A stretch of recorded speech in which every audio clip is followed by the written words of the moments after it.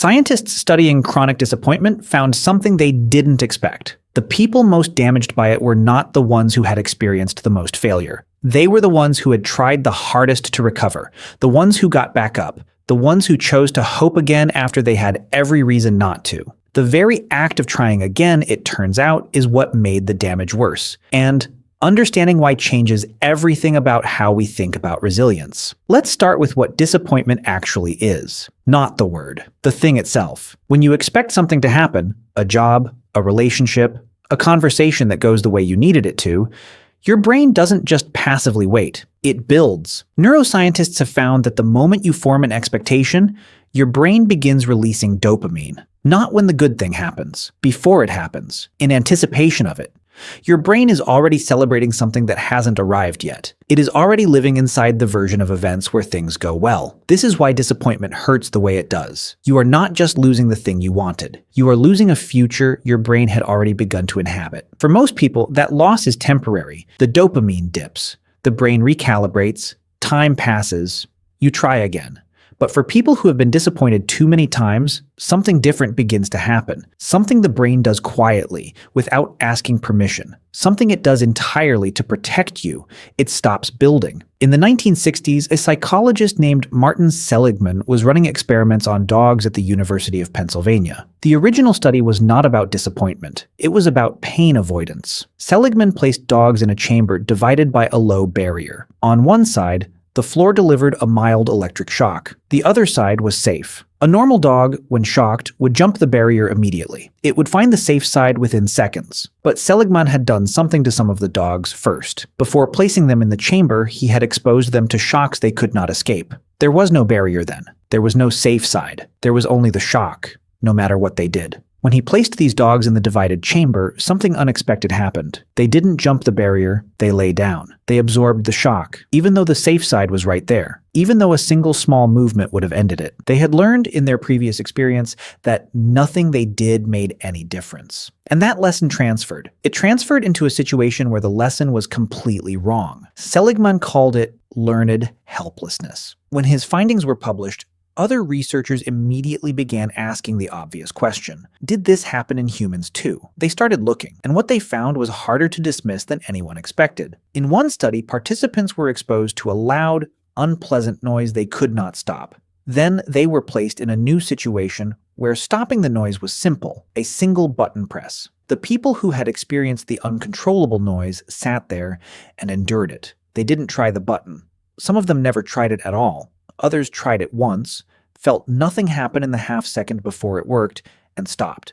They had learned in minutes that effort was pointless, and that learning was faster than any lesson a classroom has ever taught. Then researchers moved beyond noise. They looked at academic performance, at workplace behavior, at relationships. They found the same pattern everywhere. People who had experienced repeated situations in which their actions produced no change, no reward, no relief, no response, gradually stopped producing actions. Not because they were weak, not because they didn't want things to be different, but because their nervous system had done the math and arrived at a conclusion that felt, from the inside, indistinguishable from truth. Nothing I do changes anything. But here is the part that gets quietly devastating. Learned helplessness in humans does not look like giving up. Not on the outside. Not at first. It looks like something else entirely. Something our culture has trained us to admire. It looks like trying anyway. A person in the early stages of learned helplessness still shows up. They still put in the effort. They still go through the motions of hope. But something has shifted underneath the surface.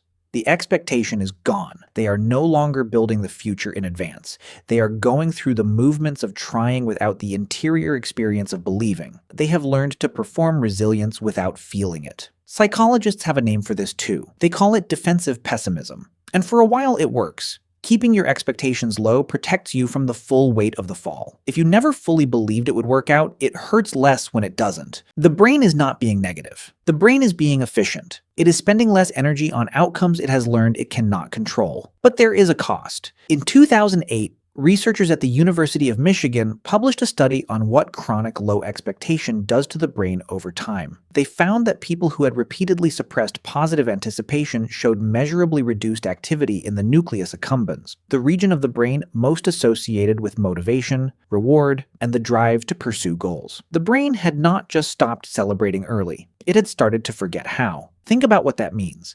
The same system that makes you want things, that makes you reach for them, that makes the effort feel worth it, had gone quiet. Not because the person had become lazy or weak or broken, but because the brain had run a calculation thousands of times and arrived at the same answer. Wanting leads to not getting. Not getting leads to pain. Therefore, wanting is dangerous. Your brain is not cruel.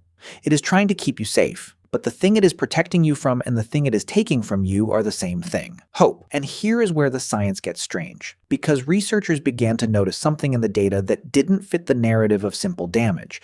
The people showing the deepest suppression of anticipatory response were not the people with the longest histories of failure. They were the people with the longest histories of almost. Almost is worse than no. A person who has never had something go right develops a very different internal landscape than a person who has had things go right, then wrong, then right, then wrong, over and over in a pattern they could never predict. The first person has low expectations because they have no evidence for anything better.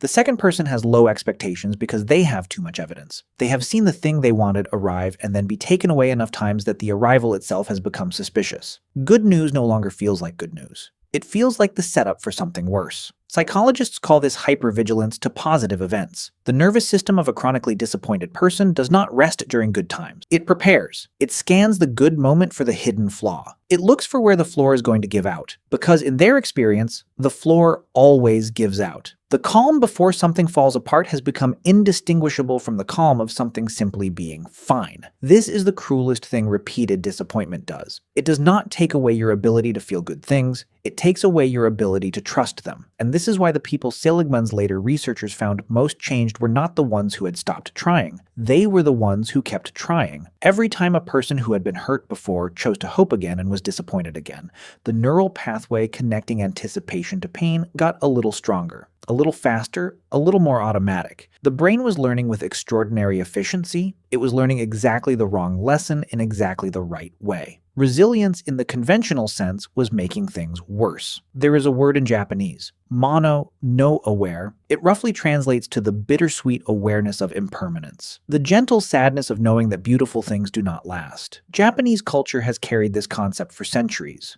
Not as a disorder, not as a pathology, but as a form of wisdom. The acceptance that nothing stays. That loss is woven into the fabric of having anything at all. But there is a difference between that acceptance and what chronic disappointment builds. One is chosen, the other is installed. One is a philosophy a person arrives at through reflection. The other is a defense mechanism the nervous system constructs without consent.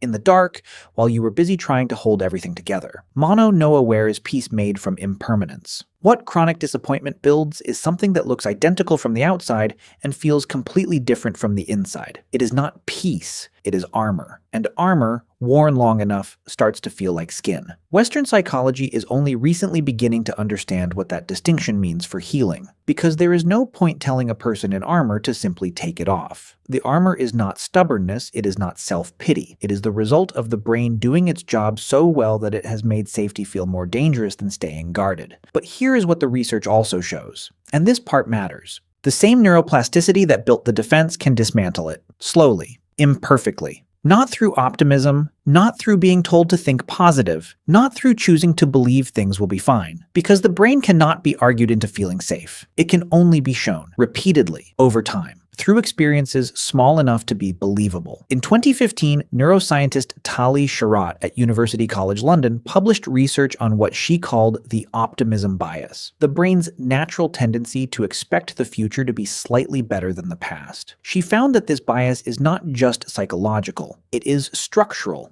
It lives in specific neural circuits in the frontal lobe and the amygdala. And in people with histories of repeated disappointment, those circuits are not absent. They are suppressed, quieted, turned down, but not turned off. The capacity for hope does not disappear. It goes underground. Sharot's work suggested something that most self-help culture gets completely backwards. The way back is not grand. It is not a single transformative moment or a breakthrough or a decision to finally believe in yourself. It is accumulated micro-evidence. Small things that go the way they were supposed to go. Small promises kept. Small predictions that turn out to be correct. A coffee that arrives the way you ordered it. A person who shows up when they said they would. A morning that unfolds without incident. The brain cannot be convinced. It has to be trained, the same way it was trained in the opposite direction. One small experience at a time, each one slightly safer than the last, each one quietly adding to a new calculation the nervous system is running without telling you. This is slow. It is frustratingly, almost insultingly slow compared to how fast the damage happened, because pain teaches faster than safety does. That asymmetry is one of the oldest features of the human nervous system. A single bad experience can reshape a circuit that took years of good ones to build. That is not a flaw in your design. For most of human history, that speed was the thing that kept you alive. The animal that learned danger slowly didn't survive long enough to pass anything on. But it means that healing does not feel like healing while it is happening. It feels like nothing. It feels like waiting. It feels like doing small, ordinary things and having no way of knowing if any of them are adding up to anything at all.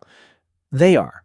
But that knowledge doesn't make the waiting easier. And it doesn't change what it feels like to be inside a nervous system that has learned, through no fault of its own, that the distance between wanting something and losing it is very short, and that the most dangerous moment is not the moment things go wrong. It is the moment things seem to be going right. If you know someone like this as someone who cannot receive good news without flinching, who pulls back exactly when things are getting better, who seems almost allergic to their own happiness, understand what you are looking at. You are not looking at someone who doesn't want good things. You are looking at someone whose brain has become extraordinarily good at protecting them from the pain of wanting something and not getting it. You are looking at someone who has been hurt enough times that their nervous system decided that hoping was the most dangerous thing they could do. And if you recognize something in this that feels less like information and more like a description of a room you have been living in for a long time, then understand this. The quietness inside you is not emptiness. It is not indifference. It is not who you are.